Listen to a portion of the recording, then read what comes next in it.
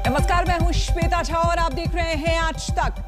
हंगामा जो है बरपा, सियासत जो है की है। विपक्ष सदन के अंदर और बाहर अपनी मांगों के साथ सरकार के खिलाफ प्रदर्शन पर अड़ा रहा। ये देखिए आज की 3 तस्वीरें। इन तीनों तस्वीरों में आपको आज की स्थिति साफ हो जाएगी। पहली तस्वीर आपको बता दें, गृह मंत्री अमित शाह के घर के बाहर की है, जहां पर दिल्ली कांग्रेस के कार्यकर्ता हंगामा करने जुटे थे। उनका साफ तौर पर प्रदर्शन था। इस मांग को लेकर, पेगासस कान को लेकर यहां पर ये पहुंचे थे, जो कि प्रदर्शन कर रहे थे। हालांकि यहां पर पुलिस वाले पहुंच गए और सभी कांग्रेसी कार्यकर्ताओं को बसों में भरकर यहां से ले जाया गया। दूसरी तस्वीर आपको हम सदन की दिखा रहे हैं। चाहे वो लोकसभा हो या फिर राज्यसभा, दोनों ही सदनों में लगातार स्पीकर कहते रहे कि सांसद महोदय आप शांत हो जाएं, आप बैठ जाएं। यहां पर जनता के मुद्दों को उठाया जाता है, लेकिन कोई नहीं माना। और तीसरी तस्वीर अकाली नेताओं की है। जासूसी मामले पर दिल्ली कांग्रेस के कार्यकर्ता गृह मंत्री अमित शाह के घर धरना प्रदर्शन करने के लिए यहां पर पहुंचे थे। कांग्रेस के कार्यकर्ताओं ने जमकर यहां पर हंगामा मचाया। पुलिस को रोकने के लिए यहां पर कड़ी मशक्कत करनी पड़ी। ये देखिए, ये दिल्ली कांग्रेस के कार्यकर्ता हैं और एकाएक ये पहुंच गए गृह मंत्री अमित शाह के घर के बाहर, उनके आवास के बाहर, जहां पर बैनर पोस्टर लिए ये पहुंचे थे और पेगासस जासूसी कांड को लेकर लगातार यहां पर हंगामा कर रहे थे, जिसके बाद पुलिस को यहां पर पहुंचना पड़ा और इन सभी को बसों में भरकर ले जाया गया। कांग्रेस का प्रदर्शन है इस वक्त। अमित शाह जो कि गृह मंत्री हैं केंद्रीय, उनके घर के बाहर पेगासस मामले पर दिल्ली कांग्रेस ने यहां धावा बोला है, हल्ला बोला है। अमित शाह के घर के ठीक बाहर यहां पर हालांकि जबरदस्त पुलिस बल मौजूद है, लेकिन फिर भी जो कांग्रेस कार्यकर्ता है वो यहाँ पर किसी भी तरीके से उनके घर तक पहुँचना चाहते हैं और पुलिस के साथ ये चूहे बिल्ली का खेल चल रहा है। पुलिस कोशिश कर रही है कि सारे कार्यकर्ताओं को यहाँ रोका जाए, यहीं से गिरफ्तार करके भेजा जाए। और ये स्थिति अभी ठीक अमित शाह के घर के बाहर, ये सुनहरी बाग रोड है, जहाँ पर इस समय कशमकश दोनों तरफ से पुलिस और कार्यकर्ताओं के बीच कांग्रेसी कार्यकर्ता इस समय पूरा दमखम दिखाते हुए। तो ये पेगासस मामला है, जासूसी मामला है, जिसको लेकर के इस समय धक्का मुक्की, जोर जबरदस्ती ठीक गृह मंत्री के घर से कुछ कदम की दूरी पर, कुछ मीटर की दूरी पर इस समय साफ तौर पर दिखाई पड़ता हुआ। तो पूरी तरह से पुलिस ने जितने भी कार्यकर्ता हैं उनको पकड़ के अपनी तरफ से बसों में बैठाने की कोशिश की जा रही है। साथ ही साथ हम दिखाते हैं कि किस तरीके से एक तरीके से रस्सी के जरिए पूरी तरह से ये पूरा इलाका सील कर दिया गया है। साथ ही साथ कोशिश की जा रही है कि जो ये पूरा मामला है इसको यहीं पर खत्म किया जाए। तो ये एक तरीके से सुरक्षा चक्र गृह मंत्री के घर के बाहर बस की लेयर का एक लेयर और दूसरा ये रस्सी से तमाम कार्यकर्ताओं को यहीं पर रोकने की पूरी कोशिश। कैमरामैन आलोक कुमार दास के साथ कुमार कुणाल, दिल्ली आज तक। और आपको बता दें कि संसद में आज भी काम ठप रहा और शोर शराबा सरकार से सवाल करता रहा। लोकसभा, राज्यसभा दोनों को स्थगित करना पड़ा। विपक्ष कई मुद्दों पर सरकार से सवाल कर रहा था। स्पीकर ने 2 टूक समझाया कि शोर से सांसद बाज आएं, लेकिन संसद के अंदर बाहर विपक्ष मांगों को लेकर डटा रहा। कांग्रेस से लेकर आप, अकाली भी आक्रोश की तख्ती लहराते हुए नजर आए। आप भी जाइए, अपने अपने इलाके की जनता की समस्याओं को यहाँ रखें। माननीय अध्यक्ष महोदय, मैं आपको चुनकर नहीं भेजा था। मंत्री जी को पूछना चाहता हूँ, देश में अध्यक्ष महोदय मेरे संसदीय क्षेत्र। माननीय सदस्यगण, सदन में नारेबाजी के लिए कंपटीशन मत करो, जनता की समस्याओं में बोलने के लिए कंपटीशन करो। आप नारेबाजी में कंपटीशन कर रहे हैं, ये जनता देख रही है। उधर विपक्ष तमाम मुद्दों पर सरकार को घेर रहा है। किसानों के मुद्दों से लेकर जासूसी कांड तक पर कांग्रेस तो अब न्यायिक जांच की मांग से पीछे हटने को राजी नहीं। कांग्रेस ने विरोध का सिरा सदन से लेकर सड़क तक थाम रखा है। अरे पहले सदन में डिस्कशन होना चाहिए। डिस्कशन होने के बाद अगर वो रिप्लाई देते उसको स्टेटमेंट कहते हैं। अपने आप पे जो चाहे वो बोल के चले जाना, ये कोई डेमोक्रेसी में उसकी चर्चा है? डेमोक्रेसी में चर्चा होती है, फिर लोग बोलते हैं, मेंबर्स का सुन के उसके बाद अगर वो स्टेटमेंट देते हैं उसको कोई वैल्यू है। वो सब चीजों को दबाना चाहते हैं, अनडेमोक्रेटिक वे से ये चलाना चाहते हैं, और वो एक तरफ जासूसी कर रहे हैं, दूसरे तरफ किसानों को मोवाली बोल रहे हैं। वो इस बात पे आमादा है कि लोकतंत्र सही तरह ना चले, पार्लियामेंट सही तरह ना चले। राहुल गांधी जी की पार्लियामेंट्री परफॉर्मेंस आप सब जानते हैं।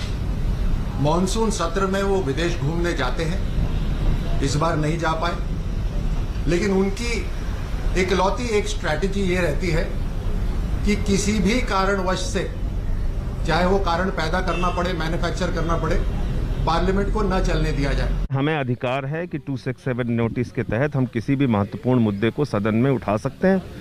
हमने किसानों का मुद्दा दिया, जासूसी का मुद्दा दिया। किसानों का मुद्दा जब देते हैं तो कहते हैं देश के अन्नदाता जो 8 महीने से आंदोलन पर हैं वो मवाली हैं। ये कौन कह रहा है? ये भारतीय बवाली पार्टी कह रही है कि किसान मवाली हैं, जो गर्मी में बैठे, बरसात में बैठे, ठंड में बैठे। 500 से ज़्यादा किसान या तो अब तक आत्महत्या कर चुके हैं, अपनी जान दे चुके हैं गरीबी के कारण। आप उनको मवाली कह रहे हैं। इसका मतलब ये तीनों काला कानून जो पूंजीपतियों के लिए लाया गया है, आप उन्हीं को फायदा पहुंचाना चाहते हैं। देश के करोड़ों किसानों का मुद्दा और उनकी बात नहीं सुनना चाहते। सरकार पूरी तरह से चर्चा के लिए तैयार है, लेकिन आप सब देख रहे हैं कि किसी तरह का डिस्कशन विपक्ष करने को तैयार नहीं है। डिस्ट्रप्शन के अलावा डिस्कशन से दूर भाग रहा है और बार बार हर दिन एक नया बहाना देश के सामने खड़ा करने की कोशिश की जा रही है कि हम इस मुद्दे पर डिस्कशन करेंगे तो रिप्लाई ये करेंगे, अगर हम इस मुद्दे पर डिस्कशन करेंगे तो रिप्लाई प्रधानमंत्री जी करेंगे। रिप्लाई कौन करेगा, ये चेयरमैन साहब या स्पीकर साहब तय करेंगे या सरकार तय करेगी। कि आज की कार्यसूची में गांव और किसान से संबंधित 15 से अधिक प्रश्न चर्चा में हैं। विपक्षी सदस्य अगर किसानों के बारे में थोड़ा सा भी दर्द रखते हैं, किसानों के प्रति थोड़ी सी भी वफादारी रखते हैं, तो उनको शांति बना के अपने स्थान पर बैठना चाहिए। इन प्रश्नों के माध्यम से अपना विषय रखना चाहिए, सरकार का जवाब सुनना चाहिए। इस प्रकार का हो अल्लाह जो हो रहा है, इससे सदन की गरिमा भी नष्ट हो रही है, जनता का भी नुकसान हो रहा है और विपक्षी दलों का किसानों के प्रति जो चरित्र है वो भी दृष्टिगोचर हो रहा है। एक विस्तृत चर्चा हो, चर्चा के बाद माननीय गृह मंत्री जी कम से कम जवाब दें जो प्रश्न आए हैं, और चूंकि मामला स्केल इतना गंभीर है, ह्यूज है, उसके आधार पर इसको सुप्रीम कोर्ट मॉनिटर। दूसरा, किसानों को लेकर के इन्होंने नजरिया साफ नहीं किया। कहते हैं कि हम वार्तालाप करेंगे। अरे साहब, आप तो एकालाप करते रहते हैं, वार्तालाप का चरित्र ही नहीं है आपके अंदर। तो सदन इनके इस फुहरपन को, इस हठधर्मिता को, उस पर मुहर लगाने के लिए तो है नहीं। आपको बता दें, उधर सदन के बाहर भी अकाली दल सरकार को किसानों के मुद्दे पर घेरता रहा। ये सदन के बाहर की तस्वीरें हैं। अकाली दल कृषि कानूनों को रद्द करने की मांग को लेकर तख्ती लेकर यहां पर मौजूद था। आम आदमी पार्टी के सांसद भी किसानों के नाम पर जमे रहे। पंजाब में चुनाव से पहले किसानों के नाम पर जमकर सियासत हो रही है। जांच चाहिए, न्यायिक जांच। सरकार ऐलान करे कि न्यायिक जांच होगी, यही हमारा मांग है। तो फिजूले बात करने में कोई फायदा नहीं। हर दिन नया लोगों के खिलाफ ये जो कार्रवाई किए हैं, ये लोग जो गुपचुप तरीके से जो कारोबार किए हैं, जो खुफियागिरी किए हैं, जो जासूसी किए हैं, ये नया चीज उजागर हो रहे हैं। तो इस हालत में क्या डिस्कस करेंगे? वो आज डिस्कस करेंगे, कल एक दूसरा नाम आ जाएगा, कल डिस्कस करेंगे, परसों दूसरा नाम आ जाएगा। इसलिए हम लोग चाहते हैं कि न्यायिक जांच हो, बस यही हमारा मांग है, न्यायिक जांच हो। बात नहीं कर रहे ना, चर्चा तो पार्लियामेंट में बिलों पर भी हो गई थी, किस तरीके से डिक्टेट करके इन्होंने बिल पास करवा लिए। चर्चा किसानों के साथ 11 दौर की हो चुकी है, 8-8 घंटे। निकला क्या? किसान कह रहे हैं तीनों कानून वापस ले लो। देखो, जिसके लिए ये कानून बने हैं सरकार कह रही है कि किसानों की जिंदगी बहुत बेहतर हो जाएगी इन कानूनों से, बदल जाएगी जिंदगी। वो खुद कह रहे हैं कि हमें कोई जिंदगी नहीं बदलनी, हमें पहले जैसे रहने दो, ये कानून वापस ले लो। तो मुझे ये समझ नहीं आ रहा कि सरकार को कानून वापस लेने में दिक्कत क्या है, इसका नुकसान किसको? इसका मतलब कोई थर्ड पार्टी है जिसको नुकसान हो रहा है इन कानूनों को वापस लेने का, वो पूंजीपति है। तो 8 महीने से ज्यादा टाइम हो गया उनको। देखिए, ये सरकार के बहाने हैं। पूरे बजट सेशन से शुरू होकर आज तक, आज 7वां दिन है जब से यह सदन बैठा है, और 7 दिन लगातार हर रोज मैं एडजॉर्नमेंट नोटिस दे रही हूँ कि आप बाकी बातें बंद करके, जो 550 किसान मर गए, रोज मर रहे हैं, आप पहले उस पर चर्चा करिए। किसानों के ये जो हालात पैदा हुए हैं, जहां हमारे पूरे राज्य में ऐसी स्थिति पैदा हो गई है कि डिस्टेबलाइज एक राज्य को कर रहे हैं, और एक से दूसरे से तीसरे गाली गलौज पे उतर आए हैं, झूठे जवाब देके बोलते हैं कि कोई मरा ही नहीं है किसान आंदोलन में। सो ये झूठ बोल रहे हैं। जी, इन्होंने चर्चा करनी होती तो एडजॉर्नमेंट मोशन एक्सेप्ट क्यों नहीं करते? और रुक करेंगे अब अगली खबर का। बात ममता बनर्जी की, जो कि 5 दिनों के दिल्ली दौरे पर हैं। आज शाम वो प्रधानमंत्री नरेंद्र मोदी से मुलाकात करेंगी। ये मुलाकात बेहद अहम मानी जा रही है। टीएमसी सूत्रों के मुताबिक ममता बनर्जी इस मुलाकात के दौरान कई तरह की मांगे पीएम के सामने रख सकती हैं। इनमें से एक मुद्दा पश्चिम बंगाल पर कर्ज के बोझ का है। ममता पीएम से मांग कर सकती हैं कि कर्ज में राहत दी जाए। वहीं मुख्यमंत्री राज्य के लिए विशेष पैकेज की मांग भी कर सकती हैं। कोरोना की तीसरी लहर से निपटने के लिए ज्यादा वैक्सीन की मांग भी ममता बनर्जी कर सकती हैं। जासूसी पर मचे सियासी घमासान को लेकर उम्मीद है कि ममता इस मुद्दे के साथ साथ किसानों के मुद्दे पर भी चर्चा करेंगे। बंगाल को ही संभाल नहीं पा रहे हो, देश क्या संभालेंगे? आज ठीक है कि देश में कोई नेता नहीं है मोदी जी के बराबर में, तो वो शून्यस्थान को पूरा करने के लिए वो आ रही हैं। लेकिन बंगाल में जिस प्रकार हाहाकार चल रहा है, राजनीतिक हिंसा, भ्रष्टाचार, हर डिपार्टमेंट में आज लगभग 5 लाख ऐसे पोस्ट है जो खाली है बंगाल गवर्नमेंट में, जिसको पूरा नहीं हो रही है, सरकार नहीं चल रही है, क्योंकि उनके पास आर्थिक तंगी है। इसलिए पैसा मांगने भी आ रहे हैं मोदी जी के पास, और साथ साथ लोगों को भ्रमित करके और खाली बहका कर रखने का प्रयास हो रही है। बंगाल के युवा को नौकरी करने के लिए अब पश्चिम भारत में जाना पड़ा है, गुजरात, महाराष्ट्र, कर्नाटक में जाना पड़ा है, लाखों की संख्या में, कोई काम नहीं हुआ। तो पहले भी ममता बनर्जी के साथ अपोजिशन सब है, और इस बार जो रिजल्ट वेस्ट बंगाल में हुआ, तो और भी देश में ममता बनर्जी के लिए, अपोजिशन के लिए और भी भरोसा लोगों को भी आ गए, और ये सब मान रहे जी हाँ ममता बनर्जी है एक ही जो हरा सकती है। तो फिर इसके लिए तो मिलना है। ममता दी तो बोल रहे ना, ऐसे लीडरशिप के लिए नहीं, सबके साथ, अपोजिशन सबके साथ एक होना है, ये तो मैसेज बार बार दे रहे। उत्तर प्रदेश के ADG law and order Prashant Kumar press conference कर रहे हैं, सीधे चलते हैं।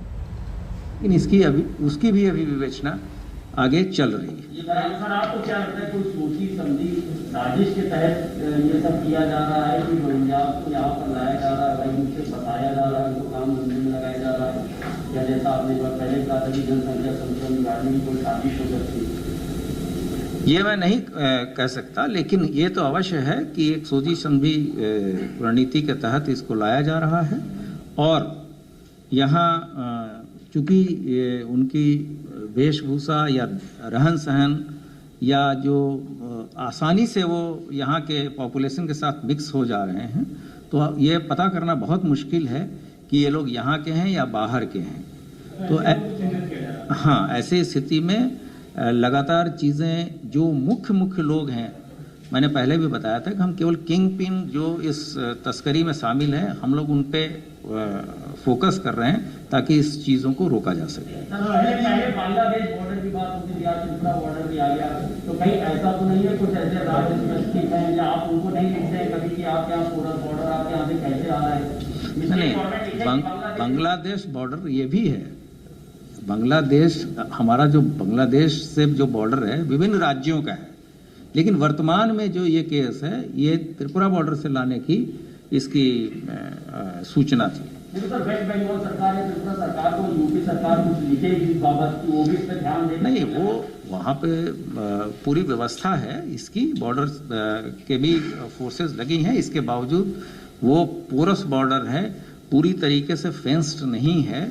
उसका लाभ उठा के, चूँकि बहुत सारी नदियाँ हैं, नाले हैं, जिन पे कि कोई फेंसिंग करना इतना आसान नहीं होता। इन सभी चीज़ों का फ़ायदा उठा के ही ये म्यांमार के रहने वाली बच्ची, चूंकि वो महिलाएं अवयस्क हैं इसलिए उनका नाम हम उजागर नहीं कर सकते। वो तो यहीं लाया जा रहा था, अभी पूछताछ चल रही है, तब ये पता चलेगा। जैसा आपने देखा पहले भी अलीगढ़ से भी लोग रहते हैं, उन्नाव तक में लोग रहते हैं, वो लोकल पॉपुलेशन में मिक्स हो जाते हैं और उसके बाद से कुछ ऐसे दस्तावेज भी बना लेते हैं जिससे आप डिस्टिंग्विश करना मुश्किल है कि वो यहाँ के हैं कि बाहर के हैं। तो इन सभी चीज़ों करके, और अभी तो ये रात ही पकड़े गए हैं, इनसे विशेष पूछताछ होगी तो हम आपको अपडेट फर्दर देंगे।